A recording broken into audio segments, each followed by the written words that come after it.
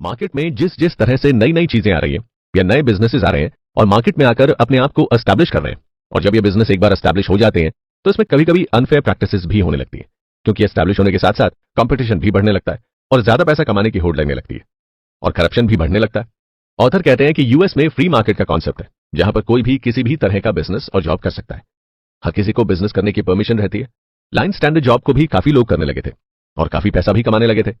कुछ लोग free market को अपोज करते हैं तो कुछ इसके फेवर में रहते हैं। जो फ्री मार्केट के फेवर में थे उनका यही मानना है कि अगर प्ले देखने के लिए थिएटर चाहता है कि ऐसी ऑडियंस आए जो प्ले की वैल्यू करे, जिसे ये समझ आए कि आखिर प्ले क्या होता है, और जिस ऑडियंस को जब ये समझ में आता है कि वो ऑडियंस अगर चाहती है कि किसी तरह से उन्हें प्ले का टिकट मिल जाए और उस टिकट को पाने के लिए अगर वो लाइन स्टैंडर्ड को पे कर रही है, तो इसमें कुछ भी बुरा नहीं है। इस चीज से थिएटर का भी फायदा है और ऑडियंस का भी। थिएटर को वो ऑडियंस मिल रही है जिसकी उसे जरूरत थी, ऑडियंस को वो प्ले देखने के लिए मिल रहा है जिसे वो एक्चुअल में देखना चाहते थे। ऑथर कहते हैं कि फ्री मार्केट को सपोर्ट करने वालों की ये बातें उतनी कन्विंसिंग नहीं है। अगर आप एक्चुअल में चाहते हैं कि सोशल यूटिलिटी बनी रहे तो उसके लिए फ्री मार्केट रिलायबल नहीं है, क्योंकि अगर किसी वैल्यूएबल चीज के लिए कोई पे करना चाह रहा है तो इसका यह मतलब नहीं है कि वो वाकई में उस चीज की वैल्यू करता है। ऐसे कई लोग होंगे जो एक्चुअल में प्ले की वैल्यू करते हैं लेकिन वो टिकट अफोर्ड नहीं कर पा रहे होंगे, और ऐसे कई लोग होंगे जो शायद प्ले की उतनी वैल्यू ना करें लेकिन फिर भी उनके पास पैसा ज्यादा हो और उसका यूज करने के लिए उन्होंने अपने प्ले का टिकट ले लिया होगा। ऑथर आगे कहते हैं कि उन्होंने ये कई बार देखा है कि किस तरह से लोग अच्छे शोज या स्पोर्ट्स को देखने के लिए महंगे टिकट ले लेते हैं और फिर थोड़ी देर में उस शो को एंजॉय करते हैं और फिर चले जाते हैं। उनके अंदर शो या स्पोर्ट्स को देखने का पैशन नहीं रहता है, लेकिन उन्हें यह पता रहता है कि वो शो और स्पोर्ट्स देखने के लिए आसानी से टिकट अफोर्ड कर पाएंगे। ऐसे लोगों को बहुत ज्यादा परवाह भी नहीं होती है और ना ही ये इतने एक्साइटेड होते हैं। मार्केट हमेशा से डिस्क्रिमिनेट करती है और उन्हें ज्यादा फेवर करती है जो किसी भी गुड्स या वैल्यू के लिए ज्यादा पैसा देने को तैयार हो, और मार्केट इसी तरह से गुड्स को एलोकेट भी करती है। ठीक इसी तरह क्यू के केस में क्यू गुड्स को लाइन में कितनी देर खड़ा रखना इस बेस पर एलोकेट करती है कि जितना ज्यादा आप वेट करेंगे उतनी ही उनकी वैल्यू और आपकी पे बढ़ती जाएगी। हालांकि इसका मतलब ये नहीं है कि आप किसी प्रोडक्ट्स, गुड्स या सर्विसेज की वैल्यू इस बात पर लगाएं कि आप उसके लिए कितना पैसा दे रहे हैं या फिर आप उस चीज के लिए कितनी देर लाइन में खड़े हैं। कुछ लोगों का यही मानना है कि जब तक आप किसी गुड्स या सर्विसेज के लिए पे ना करें तब तक आप उस चीज को पूरी तरह से एंजॉय नहीं कर पाएंगे, आप उस चीज का सही से मजा नहीं ले पाएंगे। लेकिन ऐसा हर बार हो ये जरूरी नहीं है।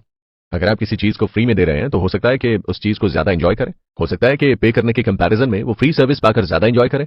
ऑथर कहते हैं कि आखिर हमारी नजर में पैसे देकर लाइन तोड़कर आगे जाना, लाइन में वेट करने के लिए पे करना, ये सब इतने ऑब्जेक्शनेबल क्यों है, क्यों हम इन्हें गलत मानते हैं? इसकी वजह यही है कि कुछ चीजों के लिए मार्केट खराब हो रही है और कुछ चीजों के लिए मार्केट अप्रोप्रिएट है, और हमें यही लगता है कि शायद पैसे देकर लाइन में आगे जाना या फिर लाइन में लगे रहने के लिए पे करना ये ऐसी सर्विसेज हैं जिसके लिए हम अभी बिल्कुल भी रेडी नहीं है, और ना ही इन चीजों के लिए हमने कभी पे किया था, और हमारे लिए ये सर्विसेज नई इसलिए हैं क्योंकि हम अपने माइंड में इन सर्विसेज की वैल्यू नहीं लगा पा रहे हैं। हम ये डिसाइड ही नहीं कर पा रहे हैं कि इस सर्विस को किस तरह से वैल्यू किया जाए। ऑथर आगे टिकट स्कैल्पिंग के बारे में बताते हुए कहते हैं कि क्यू जंपिंग के लिए पे करने की वजह से टिकट स्कैल्पिंग भी काफी बढ़ गई है। टिकट स्कैल्पिंग मतलब आपने किसी इवेंट के लिए टिकट खरीदा और उस टिकट को अपने हाई प्राइस पर मार्केट में बेच दिया। माइकल कहते हैं कि कुछ अंडरप्राइज्ड गुड्स थे जिन्होंने टिकट स्कैल्पिंग को बढ़ावा दिया था, और इसे समझाने के लिए ऑथर हमें योसेमाइट नेशनल पार्क में कैंपसाइट का इंसिडेंट बताते हैं।